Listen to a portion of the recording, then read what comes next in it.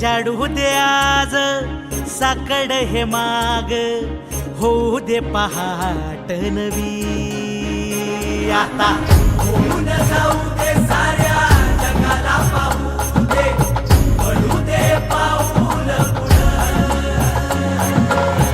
जरी काट पाया खाली लाख येळा येऊ दे, पडू दे पाऊल पुढं. आणि माझी मुलगी आता 11वीला शिकत आहे आणि ती म्हणजे आता अभ्यास करायला लागलेली आहे. अगोदर पण करत होती, पण आता जरा म्हणजे व्यवस्थित आणि वेळेवर अभ्यास करते.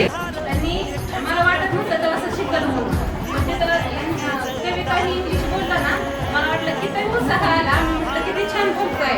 मी त्यांना फोन करून म्हटलं की लय छान बोलला, कविताही बोलला. या शिक्षण संस्थेत मराठी शिक्षण संस्थेत आपल्या मुलासमोर ते होणार आहे.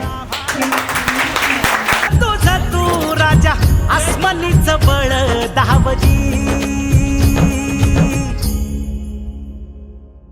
सागर